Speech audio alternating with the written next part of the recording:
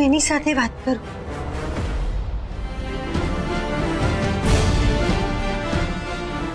મંગળ,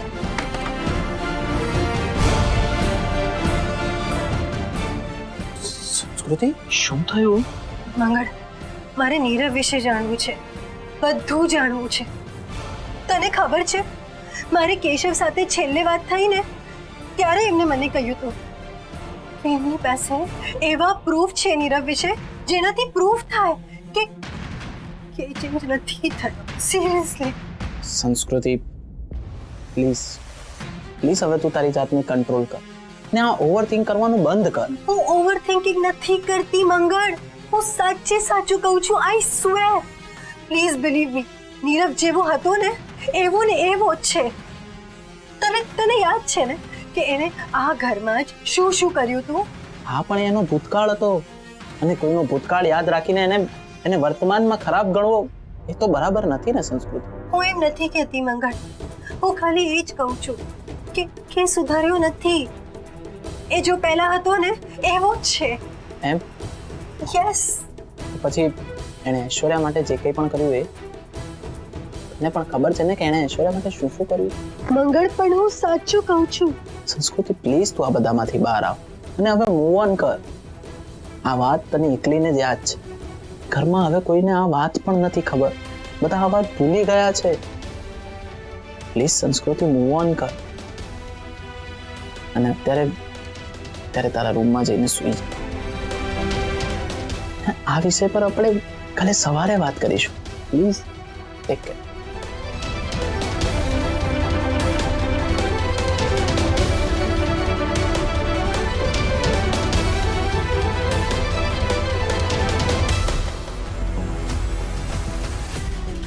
જેને જે કહેવું હોય એ કહે, પણ હું નીરવનું સાચું રૂપ બહાર લાવીશ કોઈ પણ રીતે.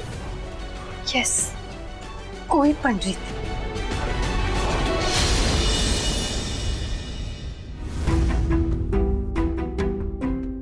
અને બેટા તું આવી ગઈ અને કામે પણ લાગી ગઈ. તું થાકી નથી? કેશવ મને બેન જ તો માને છે ને. આજે હું જે પણ એની માટે કરું છું એ મારું ફરજ છે ને પપ્પા. હા બેટા, કેશવ એક ભાઈની જેમ હંમેશા તારી બાજુમાં ઉભો રહ્યો છે. જોયું છે એમ જ બોલાય છે. કેશવ માટે હતો એ શબ્દ મારા મોઢામાંથી ક્યારેય નહીં નીકળે. તમારા શું કોઈના મોઢે ક્યારે નહીં આવે. અરે મેં કેશવના ફોટાને ફ્રેમ કરવા માટે આપ્યો હતો. એ આવી ગયો કે નહીં એ પૂછવાનું જ ભૂલાઈ ગયું. હા પપ્પા, મંગળ લઈ આવ્યો અને ફૂલ પણ આવી ગયા છે. તમે ચિંતા નહીં કરો. ફૈબાએ ચણની વ્યવસ્થા પણ કરી લીધી છે. તો પ્રાર્થના સભામાં જે પણ આવશે એમને આપણે ચણના પેકેટ આપીશું. એના કારણે મૂંગા પક્ષીઓના આશીર્વાદ કેશવને મળશે. સારું થયું બેટા તું આવી ગઈ.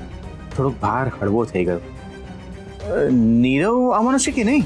ખબર નહીં પપ્પા, મારી વાત તો નથી થઈ, પણ આવી જશે. અરે શું આવી જશે? એને તો વહેલા આવવાનું હોય. તું રહેવા દે, હું એને ફોન કરી દઉં.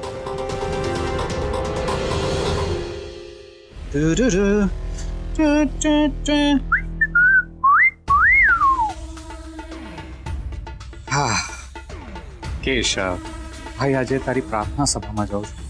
છેલ્લી વાર તારા નામે રડવાનું છે, પણ તું મને હિંમત આપજે ભાઈ, મને હિંમત આપજે. શું છે કે મારાથી હવે આ બધા નાટકો થતા નથી, હે ને? પણ શું કરે, તારો નાનો ભાઈ છે. જ્યારે જ્યારે તારું નામ આવે ત્યારે લોકોની સામે તો મારે રડવું પડે. એટલે પ્લીઝ મને હિંમત આપ.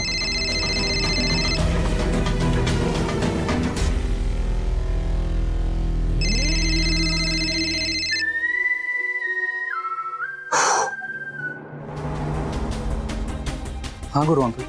અરે નીરવ, તું હજી નીકળ્યો કે નહીં? અંકલ બસ રેડી જ થતો હતો, આવું જ છું. અરે કેટલી વાર? તને ખબર છે ને બધા અહીંયા આવતા હશે. અને તું તો કેશવનો ભાઈ છે ને, તારે તો સૌથી પહેલા અહીંયા હાજર રહેવું જોઈએ.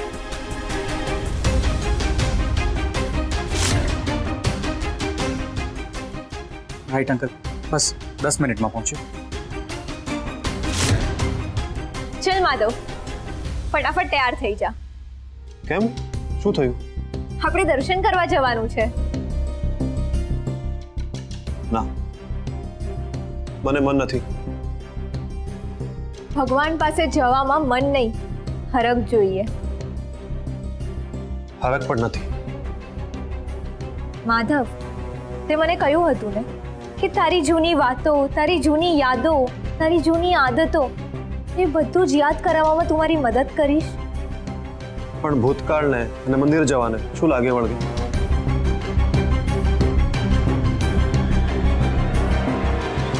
તને નહીં પણ મને લાગે વળગે. માધવ, તારા એક્સિડન્ટ પછી તને કંઈ થાય નહીં, અને તું સાજો થઈને પાછો હોસ્પિટલથી બહાર આવી જાય ને, એટલે મેં માનતા માની હતી કે જેવી તને રજા મળશે ને હોસ્પિટલમાંથી, એવા આપણે બંને જણા જઈને દર્શન કરશું. ઠીક છે, પણ આમાં કપડાં બદલવાની શું જરૂર? આજો, હું ખાસ તારી માટે લેવા ગઈ હતી, એનું પણ માન નહીં રાખે.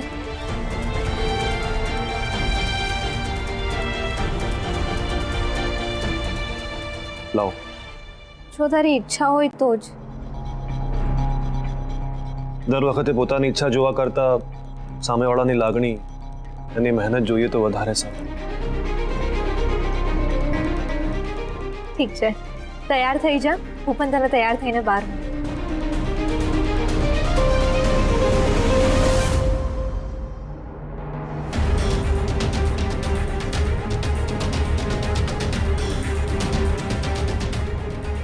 સંસ્કૃતિ,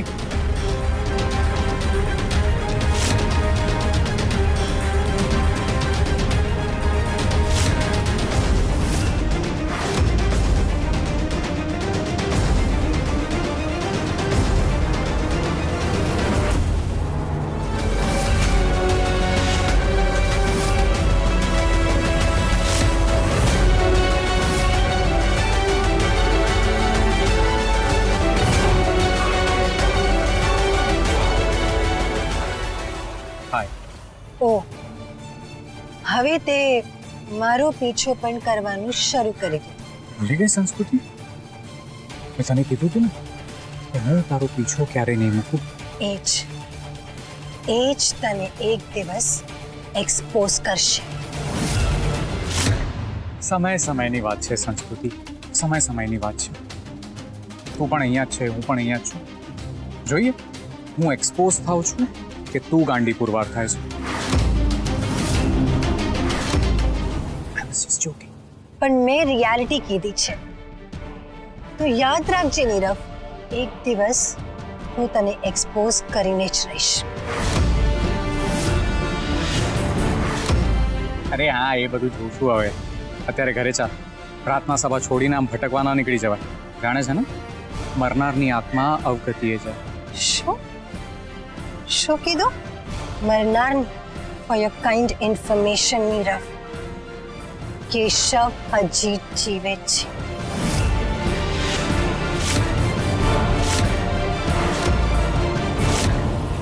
કેશવ મરી ગયો છે સંસ્કૃતિ, અને તું માનતી નથી. અત્યારે કેશવને શોધવા નીકળી. હું ક્યાંય પણ જાઉં, તું તારા કામથી કામ રાખ ને. સંસ્કૃતિ, તું મારા ભાઈની ગર્લફ્રેન્ડ છે ને, એટલે તારા પર બહુ દયા આવે છે. પણ તારે માનવું પડશે, એક્સેપ્ટ કરવું પડશે કે કેશવ મરી ગયો છે. આજે તું કેશવ જીવે છે એની લવારી કરે છે ને, એના કારણે લોકો તને ગાંડી માનવા લાગ્યા. એક્સેપ્ટ કર કે કેશવ તને હંમેશ માટે છોડીને જતો રહ્યો છે, અને હવે ઐશ્વર્યા પણ જશે. મને હતું તને હતું કે મેં ઐશ્વર્યા સાથે કંઈ કર્યું છે ને? યુ રાઈટ સંસ્કૃતિ, યુ આર એબ્સોલ્યુટલી રાઈટ. પણ જાણે છે તું ખોટી ક્યાં પડી? મારા વિરુદ્ધ પ્રૂફ શોધવામાં. પણ મારો ભાઈ પણ મહાન જતો રહ્યો મુંબઈ. સંસ્કૃતિ, મેં કેશવને કાંઈ ના કર્યું હોત. જો એ મારા મુંબઈના પ્લાનના પુરાવા સુધી ના પહોંચ્યો હોત તો મેં સાચે એની સાથે કાંઈ ના કર્યું.